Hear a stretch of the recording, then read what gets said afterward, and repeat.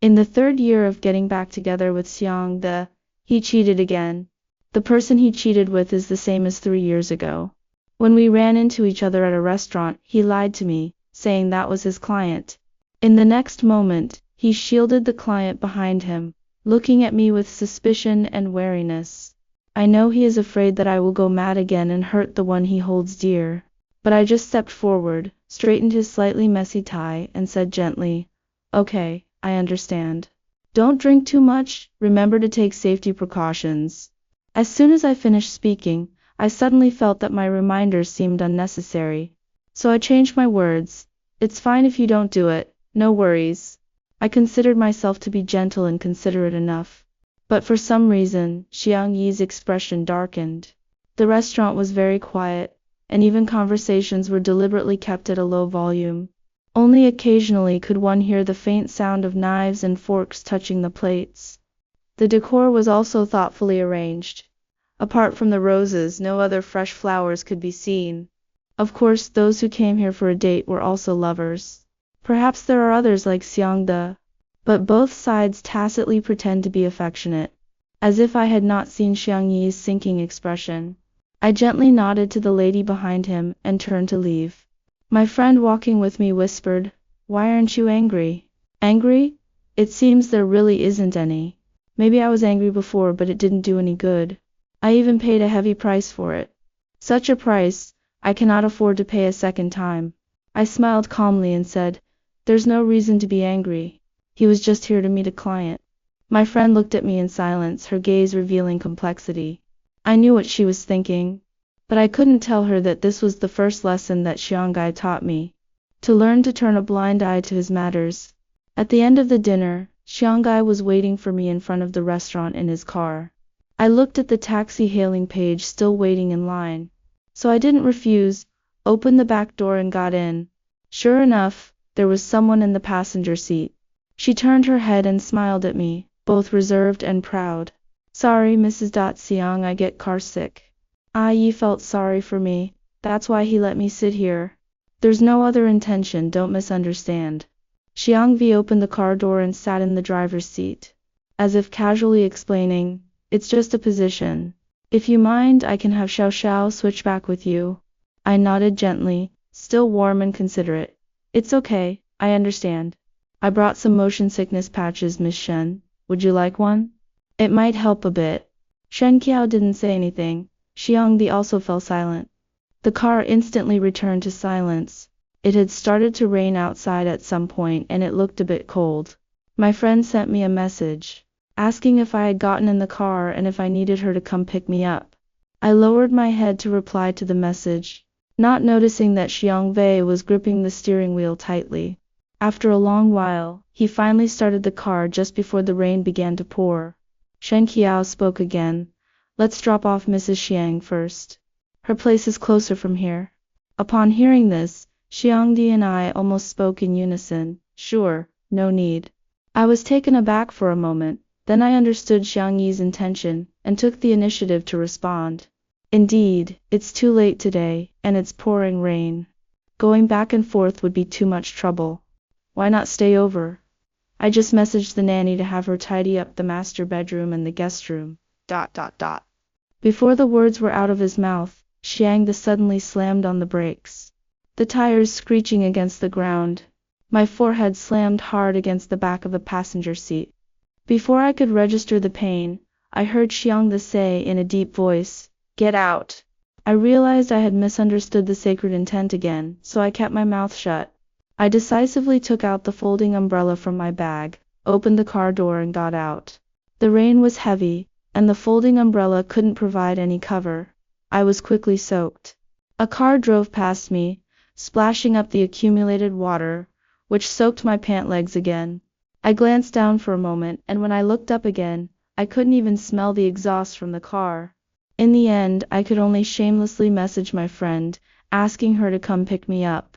My friend appeared quickly. She looked at me, drenched, her eyes filled with disappointment. "You really deserve this." I forced a smile, pulling at the corners of my mouth, chinking, "Thank you. I know you mean well, but I can't help it. I can't leave him. It's not that my feelings won't allow me to leave him. It's the pressure of reality that forces me to stay with him. After I finished washing up and came out of the bathroom, I returned to the. He sat on the sofa with his head down, smoking. He had probably been at it for a while. As the living room was filled with smoke, I paused in the motion of drying my hair, suddenly feeling that this scene before me overlapped with one from 3 years ago. That was the day before our divorce. He smoked one cigarette after another, the butts nearly filling the entire ashtray. In the end, he handed me the divorce agreement with a resolute and indifferent expression. Surrounded by swirling smoke, I walked forward somewhat stiffly, smiling as I took the cigarette from his mouth. Don't smoke, it's bad for your health. Xianga looked up, his eyes holding a complexity I couldn't comprehend. I forced a smile, trying to lift the corners of my mouth. You don't need to worry, I haven't misunderstood your relationship with Shen Qiao. You say it's a client, then it's a client. You originally had an appointment with her, so it was only right for her to sit in the passenger seat while you drove her home. I was just the unexpected one. Don't worry, I won't cause her any trouble. I am considerate and magnanimous, thinking from Xiang Ye's perspective for him. For some reason, Xiang Yi still looked unhappy. Pressing his lips together, his expression incredibly gloomy. I felt a bit anxious, almost panicked, and said to him, if you want to bring Miss Shen back, I don't mind. If she finds me annoying, I can move out too. Enough. Xiang Yi suddenly spoke up, sharply interrupting my words. He gripped my hand tightly, his eyes bloodshot as he looked at me. Since you're so gentle and considerate, why not just give up Mrs. Xiong's position? I gritted my teeth, enduring the pain in my wrist, and looked at Xiang Yi, asking, so will you stop my mother's medication? Xiang Yi's eyes suddenly widened. I didn't get an answer, but I stubbornly asked again. If I give up this position, will you continue to provide treatment for my mom? Xiang Yi, I can give it up, as long as you continue to provide my mom with her medication, okay? Xiang Yi's pupils constricted sharply, and he suddenly shook off my hand, standing up from the sofa with a large movement. He stared at me intently, not missing any expression on my face. I did not lie, it's all true. I can give my place to Shen Qiao, really. Xiang Yi seemed to have read something from my face, and he chuckled to himself. Still saying there's no misunderstanding? He walked over again, took my hand, and rubbed the spot he had just pinched until it turned red. Shen Qiao is just my client, I'm not lying to you, really. Yin, stop being jealous, it's annoying, you know I don't have the mood to coax you. I lowered my gaze to the spot he had touched, wanting to say that I wasn't jealous. But it seemed to me that this was meaningless. So I didn't argue at all, just nodded gently in agreement with Xiang Ye's words. Ma'am, I understand. Since that day, Xiang Yi seemed like a different person. He suddenly went nowhere, leaving late and returning early. In the morning, he would let me walk him to the entrance. And after he put on his shoes, he would turn back to kiss my forehead. In the evening, he would come home with a bouquet for me. Sometimes it was pansies, sometimes it was Alice, every day was different. Then he kissed the corner of my lips and said, Today, I miss you so much. But the person who said he missed me was spending the day with Shen Qiao, shopping at the mall and soaking in hot springs. He pretended to be affectionate, and I pretended to be affectionate too, without asking or saying anything. Until Mother's birthday, Xiangda said he would take me back to celebrate her birthday. I agreed. By the time he came to pick me up in the evening, there was already someone sitting in the passenger seat. It's Shen Qiao. She looked at me with a smile, completely unapologetic. Sorry, Mrs. Xiang, I'm a bit carsick. Is this a test from Xiang V for me? I smiled and nodded gently. Not minding, it's okay, car sickness is really uncomfortable, I understand. As I finished speaking and opened the back door to get into the car, Xiangda got out. He opened the passenger door and looked at Shen Qiao. Get out. Shen Qiao's expression changed and he forced a smile. Xiangzong, I. Xiangda held the car door, his face indifferent. Don't make me drag you out myself. Shen Qiao's face looked even worse. The atmosphere became a bit stiff. Just as I was about to speak to break this strange tension, Xiang the pulled Shen Kao down. Either sit in the back or take a taxi yourself. He said this without looking at Shen Qiao's expression, simply ensuring I got into the passenger seat. I felt a bit awkward, but I also knew that I shouldn't go against Xiang V at this moment. So I said nothing. Shen Qiao didn't take a taxi herself. She sat in the back seat. As the car started, Xiang the handed over a gift box and simply explained to me, "For my mom, you'll give it to her later." I gave a soft hum, and before I could speak, Shen Qiao spoke first.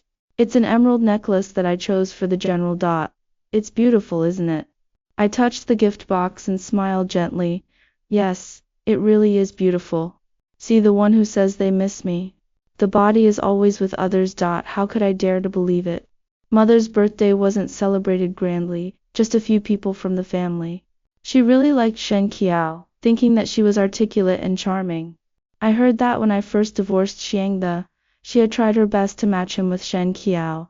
But Xiang De didn't agree. Perhaps he thought it was more thrilling to keep it a secret. Today was no different. Xiang De bypassed me and directly took Shen Qiao's hand. "I've been waiting for you for a long time. You child, you never come to see me. Without you here, I don't even have anyone to share my heartfelt words with." She took Shen Qiao's hand and let her sit beside her. Not once did she look at me from beginning to end. I was used to it, and calmly placed the gift on the table. "This is from Xiang Di, chosen by you, Miss Shen." Xiang Mu, who had never even glanced at me before, unexpectedly shot me a look. After a while she finally picked up the gift box to take a look, and then had Shen Qiao put it on. "You really have good taste. Unlike some people, who not only lack taste but also have no sense at all. Very annoying.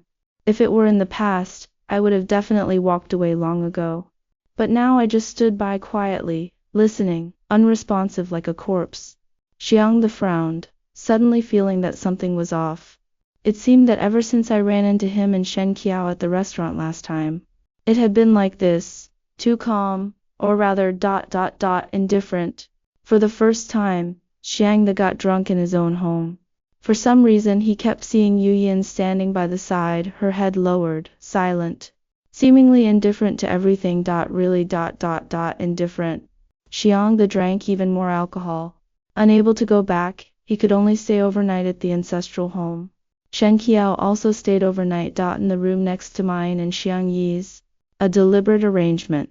I understand Xiang's mother's intention. So when Xiang the tried to kiss me later that night, using alcohol to suppress my resistance, I pushed him away. I straightened his collar and smiled, saying, "Wait a moment." Then I stepped outside and called for Shen Qiao to come over. In Shen Qiao's shocked gaze, I closed the door behind her and Xiang De. Then I drove away from the ancestral home of the Xiang family. 10 minutes later I received a call from Xiang De, who asked in a hushed voice, "What do you mean?" I looked at the road illuminated by the car lights and softly said, "The last time you got drunk and hugged me, you called out Miss Shen's single quotes name all night. I thought this time would be the same." Xiang the shouted on the phone, "I didn't call this time." I still spoke gently. "Yeah, I know. But what if you call out halfway? I'm thinking of you." The call was hung up, and there were no more calls coming in. As if it were a punishment for me, Xiang the disappeared. It wasn't a message in the physical sense. It was a way of blocking me out. He doesn't tell me his whereabouts, doesn't answer my calls, and comes and goes with the person who makes me misunderstand. The news says he attended a charity gala with Shen Qiao, the two of them a perfect match, a golden boy and a jade girl. The news also says he bought a sapphire ring at a high price, and put it on her middle finger under the spotlight, as if proposing. The news further states that Xiang Di took Shen Qiao to see the fireworks. As the fireworks bloomed, the two shared a passionate kiss, their love sweet and tender. The news covered a lot more. The trending topics seemed to be monopolized by Xiang Bei, with a new one every day, never repeating. Amidst the numerous marketing ploys, a scandal about Shen Qiao made it to the trending topics at night. Surprise! Thought she was the legitimate wife, but turns out she's the mistress. This entry says that Xiang V and I have been married for a long time. 3 years ago I divorced Xiang De because of Shen Qiao. 3 years later, I got back together with Xiangdi, and he cheated on me with Shen Qiao again. 3 years later, I got back together with Xiangdi, and he cheated on me with Shen Qiao again. Everyone was cursing Shen Qiao, saying she was a homewrecker, ruining my relationship with Xiangdi. Some people opened a box on Shen Qiao, claiming her academic credentials were fake, her certificates were forged. Others sent razor blades to her residence, and harassment calls came one after another. Xiangdi called me immediately.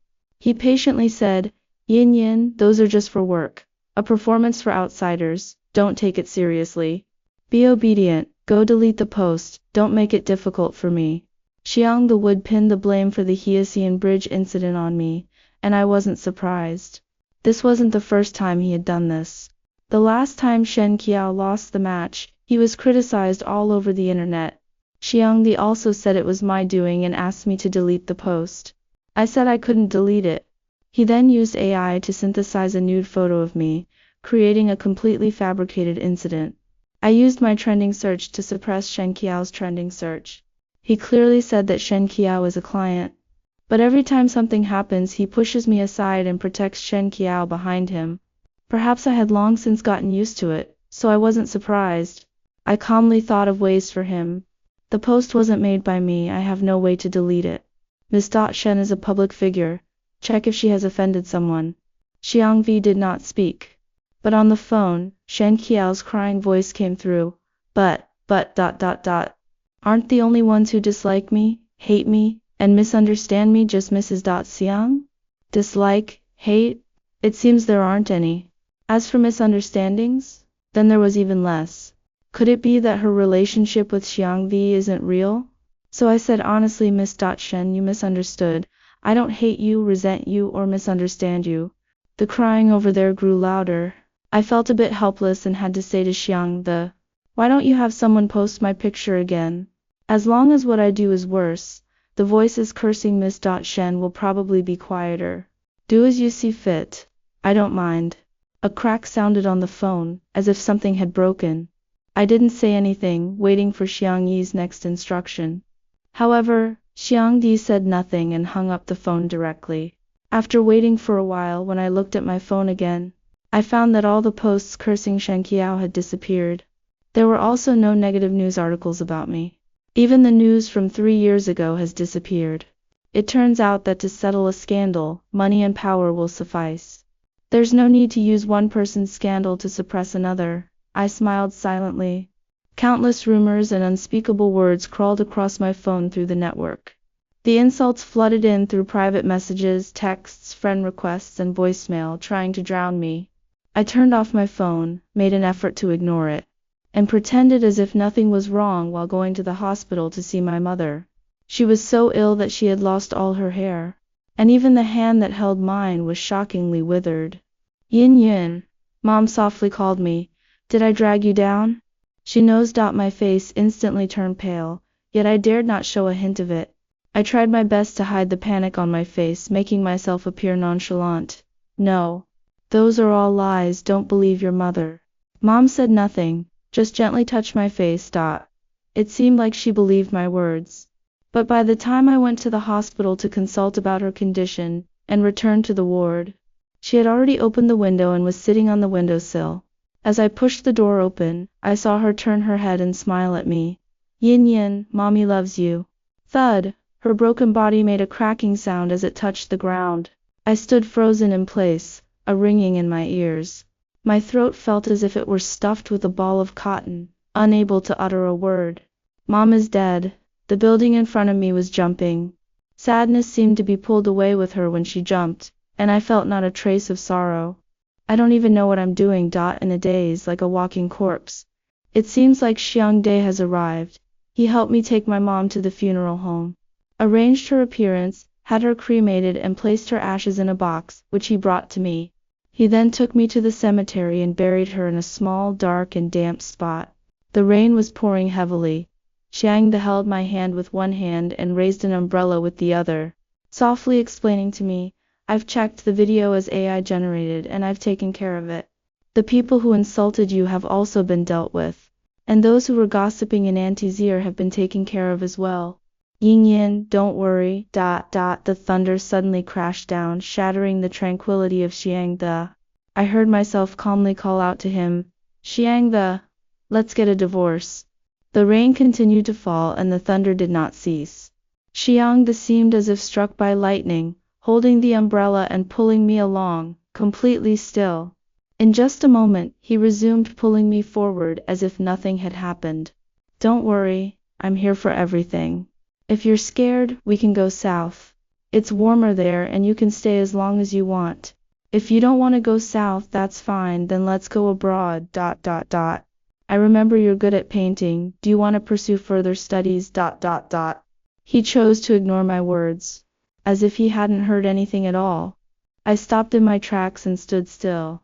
Xiang turned back to look at me, a gentle smile on his face. Don't you want to go? That's fine too. Where do you want to go? Just tell me, and I'll make arrangements. I looked at him again and again, as if there was no way to connect him with the boy I remembered. I stepped forward and took the umbrella from his hand. Go to a place without you. You don't need to feel guilty. Your guilt means nothing to me. Besides, remarrying you is my own choice, and I have long anticipated what the consequences would be. The impact caused, I will bear it myself, no need for you. 3 years ago I could handle it, and I can still do it now. I locked eyes with Xiang and saw the stiffness in his gaze.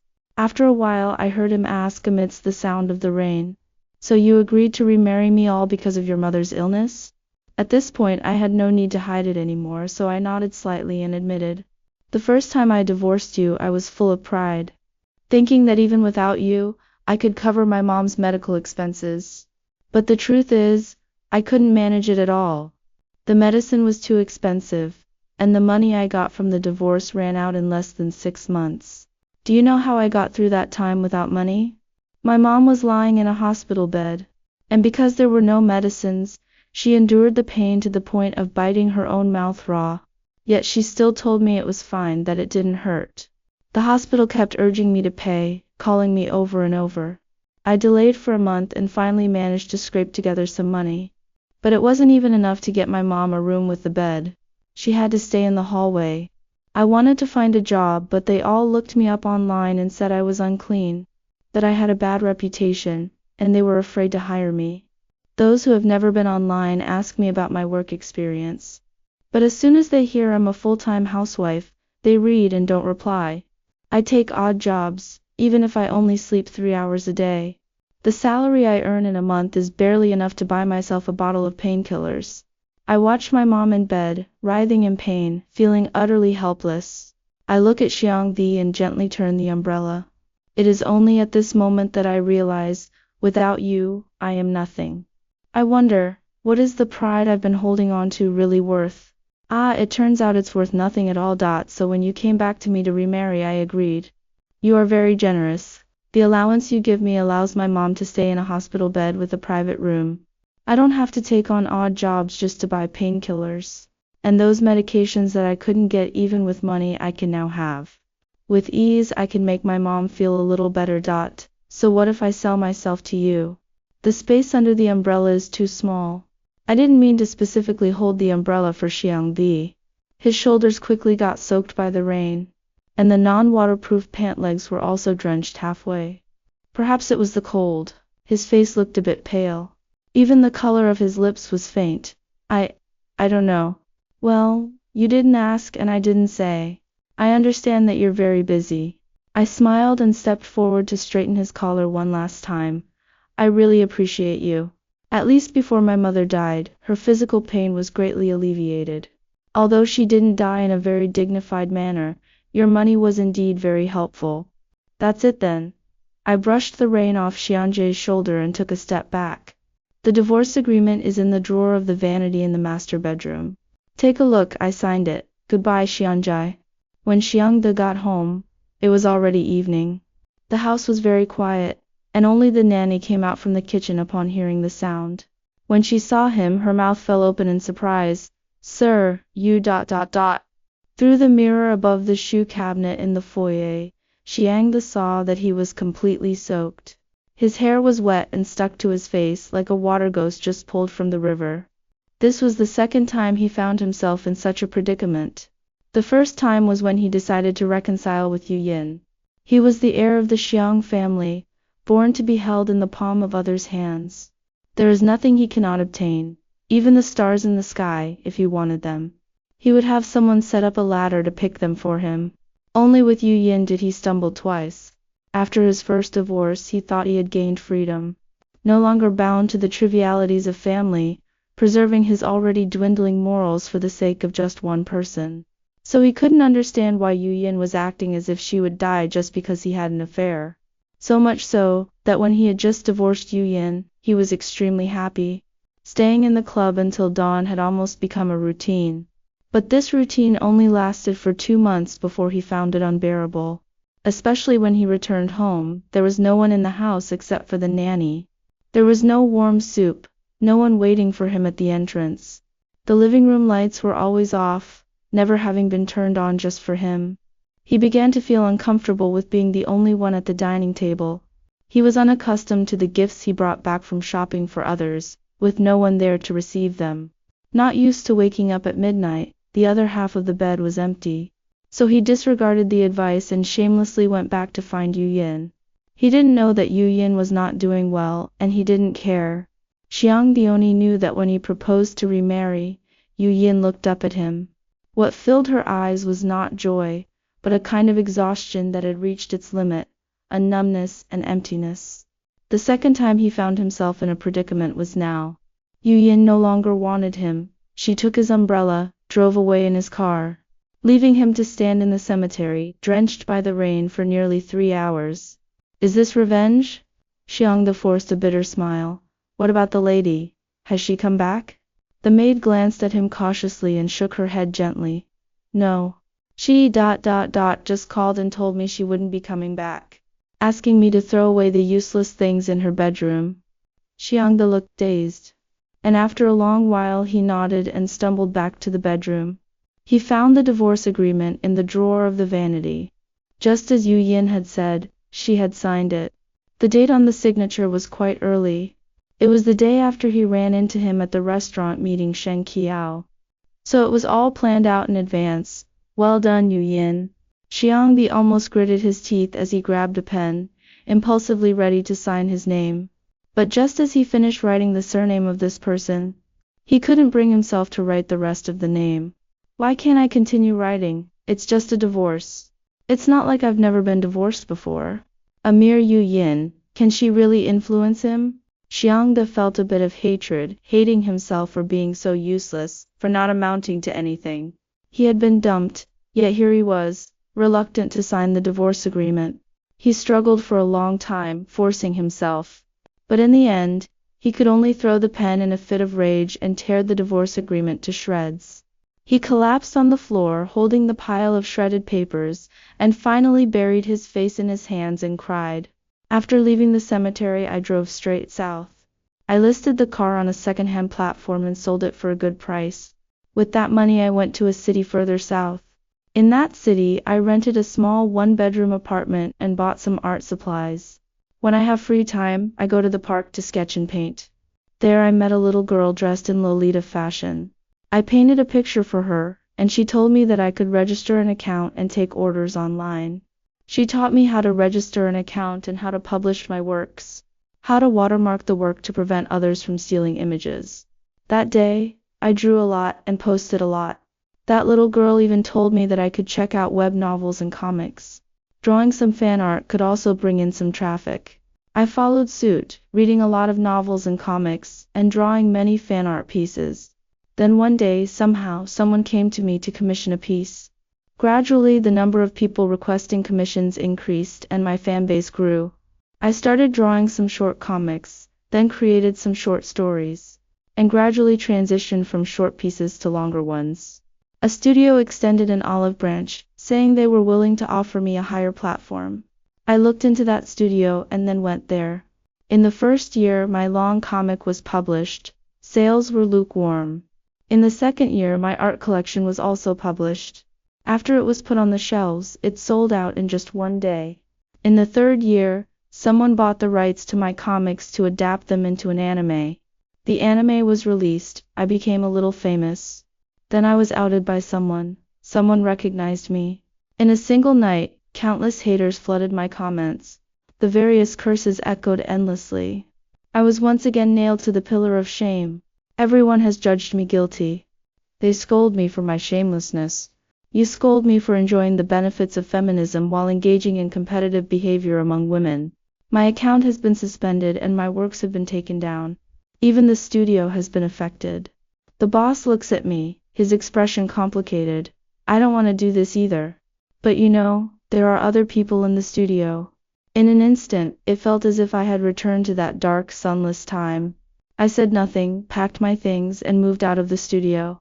Back at my place, I registered an account and started the live stream. After starting the live stream, I don't say a word.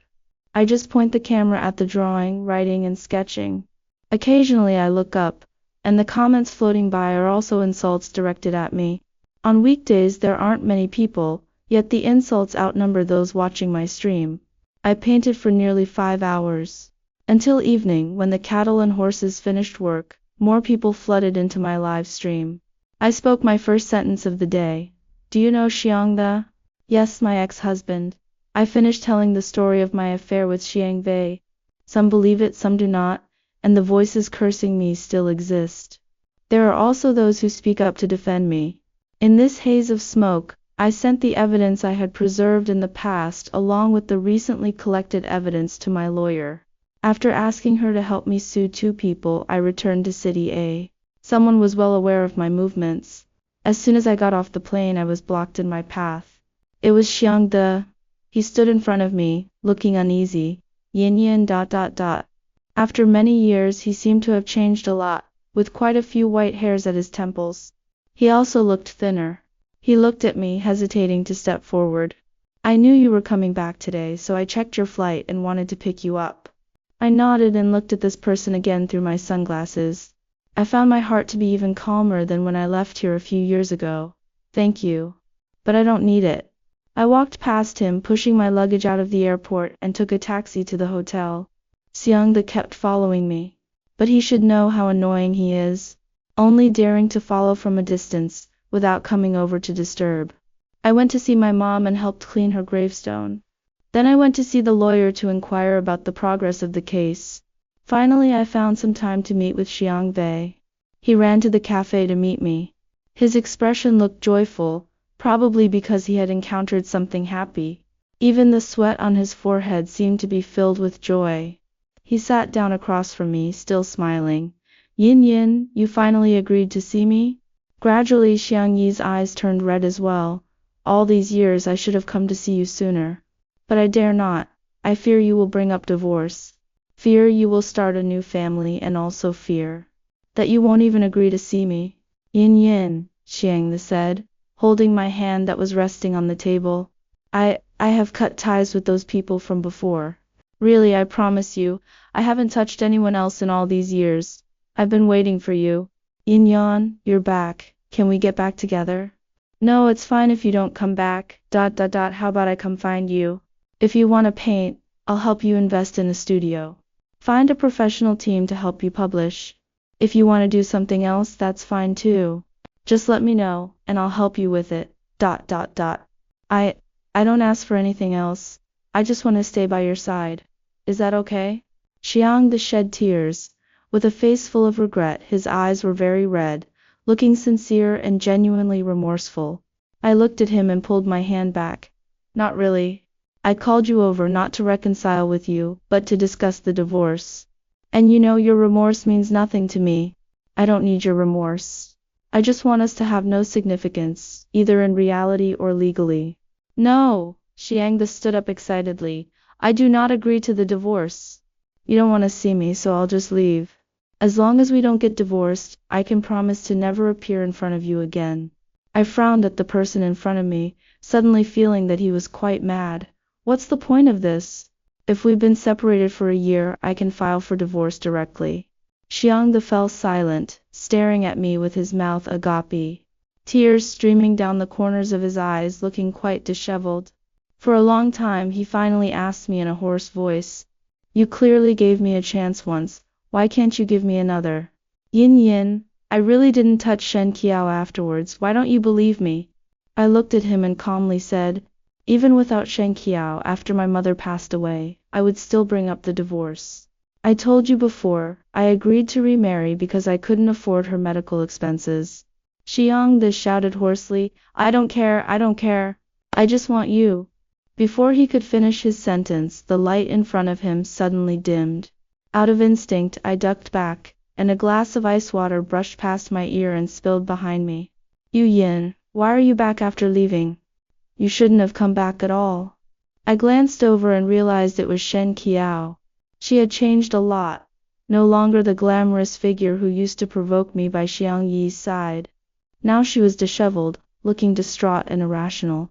Ah, it's you. I smiled and looked at the person in front of me. Did you receive the things I had the lawyer send you?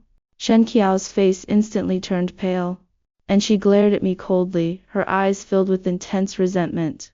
Xiang De paused for a moment, then asked in confusion, what things? I stood up and walked towards Shen Qiao, but spoke to Xiang De, your lover is indeed beautiful, but she's just too reckless.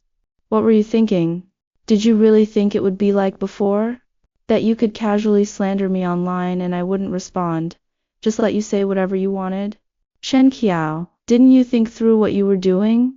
Xiang Yi's expression changed instantly after hearing my words. He strode quickly toward Shen Qiao, his voice cold and sharp. Who told you to do this? I looked at the scene in front of me with some surprise, but quickly regained my composure. After all, this is just the kind of person Xiang Di is. When he's in love, he's deeply affectionate. When he's not, that person means nothing to him.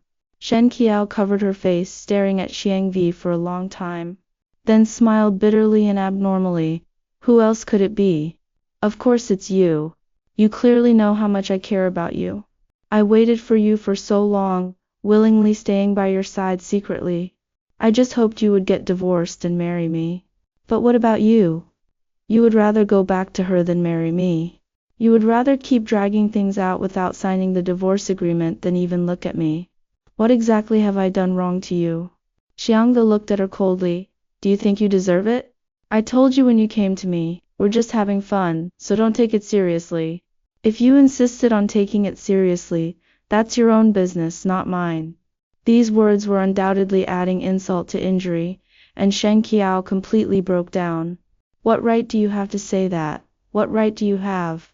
Xiang De, how could you be so heartless? I'm suffering, and you won't have an easy time either. I won't let this go. With that, she lunged at Xiang De like a madwoman.